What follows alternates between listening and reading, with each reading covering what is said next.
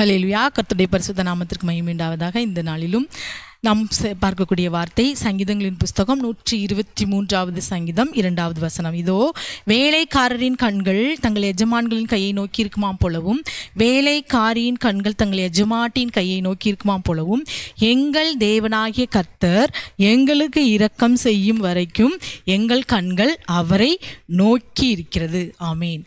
நமக்கு ஏசப்பாவுடைய கண்களில் என்ன செய்யணும்? இரக்கம் கிடைக்கணும். எங்களுக்கு இரக்கம் செய்யும் ஏசப்பா.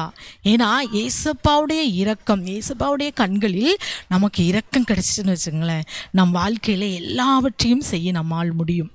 அவருடைய இரக்கம் மாத்திரம் அவருடைய கண்களில் நமக்கு கிடைத்துட்டா நாம் இப்போ இருக்கிற எல்லா சூழ்நிலையிலிருந்தும் நாம் தப்பித்து கொண்டு ஒரு நல்லபடியான ஒரு சூழ்நிலைக்குள்ளே வர முடியும். ஆமேன். ஆகவே இந்த வேளையில் நாம் இன்றைக்கு நாம் அந்த இரக்கம் எப்படி கிடைக்குமா, அந்த இரக்கத்திற்காக நம்ம எப்படி ஜெபிக்கணுமா? தாவீது ராஜா பாருங்க அழகா ஜெபிக்கிறாரு. வேலைக்காரரின் கண்கள், அதாவது ஒரு வேலைக்காரரின் கண்ணு எஜமானின் கைகளை நோக்கி இருக்கிறது. எஜமானுடைய கையை அந்த வேலைக்காரனுடைய கண்கள் எப்போது நோக்கி இருக்கிறது. எப்படியாவது எனக்கு இறங்கிட மாட்டாரா? எஜமானுடைய கண்களில் எனக்கு தயவு கிடைத்திராதா? அதே போல ஒரு வேலைக்காரிக்கு அவ செய்து கொண்டிருக்கிற அந்த எஜமாட்டின் கைகள் மேல அவளுடைய கண்கள் நோக்கமாக இருக்கிறது. எஜமாட்டின் கையை நோக்கி இருக்கிறதா வேலைக்காரியின் கண்கள். அதே போல நாம் கர்த்தருடைய கையை நம்முடைய கண்கள் நோக்கி இருக்கும் என்றால் இரக்கம் செய்யும் வரைக்கும் நோக்கி இருக்கணும். ஆமேன். நீங்கள் எங்களுக்கு இரக்கம் செய்யும் வரைக்கும் எங்கள் கண்கள் அவரையே நோக்கி இருக்கிறது. இன்றைக்கு ஒருவேளை நீங்கள் சில காரியங்களில் இரக்கம் கிடைக்காததினால நீங்கள் இன்னைக்கு சோர்ந்து போயிருக்கலாம். எதற்கு இரக்கம் கிடைக்கணுமா? நீங்கள் அடுத்த வசனம் பாருங்கள். எங்களுக்கு இறங்கும் கர்த்தாவே, ஏனென்றால் எங்களுக்கு இறங்கும், ஏனென்றால் நிந்தனையினால் மிகவும் நிறைந்திருக்கிறோம். இன்றைக்கு ஒருவேளை நீங்கள் இந்த பாதையில் மனுஷர்களுடைய நிந்தனையினால் நிறைந்து போய், அப்பா எனக்கு இந்த நிந்தனையிலிருந்து நான் என்றைக்கு வெளியே வருவேன், நீங்கள் எனக்கு என்னைக்கு இரக்கம் செய்ய போகிறீங்க, நீங்கள் ஒரு வேளை நீங்கள் இருக்கலாம்.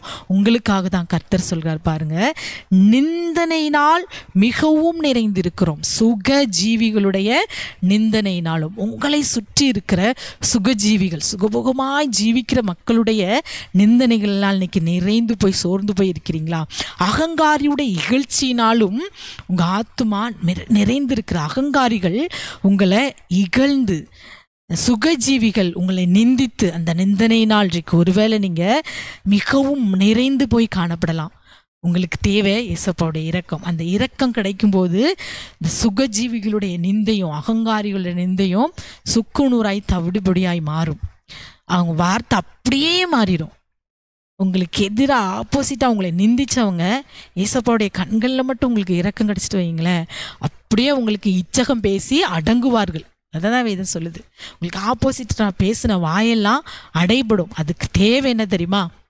நம்முடைய பலனோ, நம்முடைய காரியங்களோ, நம்முடைய இப்போ என்ன அவங்க அப்படி பேசிட்டாங்க, நாங்கள் பதிலுக்கு பதில் பேச போகிறோம், இல்லவே இல்லை. கர்த்தர் யுத்தம் செய்வார். நீங்கள் சும்மா இருங்க, நான் யுத்தம் செய்கிறேன். உங்களை அகங்காரிகள், உங்களை சுற்றி இருக்கிற சுகஜீவிகள் உங்களை நிந்தனையினால் பழி போடுறாங்களா, நீங்கள் சும்மா இருங்க. அவங்க உங்களுக்கு இச்சகம் பேசி அடங்கும்படி கர்த்தர் செய்வார். நீங்கள் என்ன கேட்கணும்? இசப்பா நீர் இரக்கம் செய்யுங்க. இந்த காரியத்தில், இந்த குறிப்பிட்ட காரியத்தில் என்னை நிந்திக்கிறாங்க, என்னை வேதனைப்படுத்துகிறாங்க, இந்த சுகஜீவின் நிந்தனையினால் நான் நிறைந்திருக்கிறேன், இன்னைக்கு நீர் இறங்குங்க என்று சொல்லி வேலைக்காரியின் கண்கள் எஜமானை நோக்கி இருப்பது போல, கையை நோக்கி இருப்பது போல, ஒரு வேலைக்காரியின் கண்கள் எஜமாட்டியை நோக்கி இருக்க போல எங்களுக்கு இரக்கம் செய்யும் வரை, எனக்கு இரக்கம் செய்யும் வரை என் கண் உமையே நோக்கி கொண்டு இருக்கிறது என்று சொல்லி நீங்கள் இப்போ ஜெபிப்பீங்கன்னா கர்த்தர் உங்களுக்கு பரலோகத்திலிருந்து உங்களுக்கு ஒத்தாசை அனுப்புவார். அதில் நீங்கள் 1வது வசனத்தை வாசிப்பீங்கன்னா, பரலோகத்தில் வாசமாய் இருக்கிற உம்மிடத்தில் என் கண்களை ஏறெடுக்கிறேன். எதற்கு? இரக்கம் செய்வதற்கு. நாம் இப்போ கண்களை ஏறெடுப்போமா? நீங்கள் இந்த காரியத்தில் எந்தெந்த காரியத்தில் உங்களுக்கு நியாயம் நீதியும் தேவையோ, அது எந்தெந்த காரியத்தில் ஏசப்பா உங்களுக்கு இரக்கம் செய்யணுமோ நீங்கள் இன்றைக்கு கேளுங்க. எப்படி கேளுங்க? என் கை, நீ எஜமானன்ப்பா, நீ எஜமாட்டியப்பா, உங்களுடைய கையை என் கண் நோக்கி இருக்கிறது, எனக்கு இரக்கம் செய்யும் வரை உங்கள் கண்ணை நோக்கி இருப்பேன்னு சொல்லி நீங்கள் ஜெபிப்பீங்கன்னா, இந்த ஜெப வேளையில் கர்த்தர் உங்களுக்குரிய வழக்கை அவர் மேற்போட்டு கொண்டு எல்லாவற்றையும் செய்ய வல்லவர். ஆகவே கண்களை மூடி ஜெபிக்கலாமா? அப்பாவுமே நாங்கள் நன்றி நன்றியோடு ஸ்தோத்திரிக்கிறப்பா. எங்களுக்கு நீர் இந்த நாளில் இரக்கம் செய்யும். என்னோடு கூட சேர்ந்து ஜெபிக்கிற ஒவ்வொரு பிள்ளைகளுடைய வாழ்க்கையிலும் நீர் இந்த நாளில் இரக்கம் செய்யுங்கப்பா. இயேசுவே உம்மை ஸ்தோத்திரிக்கிறோம். எந்த ஒரு குறிப்பிட்ட காரியத்தில் இரக்கம் வேண்டும் என்று சொல்லி இந்த நாளில் மன்றாடி ஜெபிக்கிறார்களோ அந்த காரியத்தில் இந்த வேளையில் இயேசுவே ஒரு இரக்கத்தை செய்யுங்கப்பா. சுற்றிலும் இருக்கிற அகங்காரிகள் சுகஜீவிகளின் நிந்தனையினால் நிறைந்து போயின்றிருக்கு. ஒரு இரக்கத்தை கேட்டு ஜெபிக்கிற பிள்ளைகளுடைய வாழ்க்கையில் அப்பா எதிராய் பேசுகிற ஒவ்வொரு பிள்ளைகளுடைய வாய் அடைபடும்படி நீர் இரக்கம் செய்யுங்கப்பா. எஜமானனே உம்முடைய கைகளே நோக்கி இருக்கிறோம். எஜமாட்டி அப்பா உம்முடைய கைகளை எங்கள் கண்கள் நோக்கி இருக்கிறது தகப்பனே. எங்களுக்கு இரக்கமாகிய அந்த அப்பா காரியத்தை நீர் கொடுக்கும் வரை எங்கள் கண்கள் உமையே நோக்கி இருக்கிறது. நீர் இரக்கம் செய்யும். இந்த வேளையில் ஜெபிக்கிற ஒவ்வொரு பிள்ளைகளுடைய வாழ்க்கையில் இறங்கி செயல்படுகிற கிருபைக்காக உமை நாங்கள் நன்றியோடு துதிக்கிறோம், ஸ்தோத்தரிக்கிறோம்.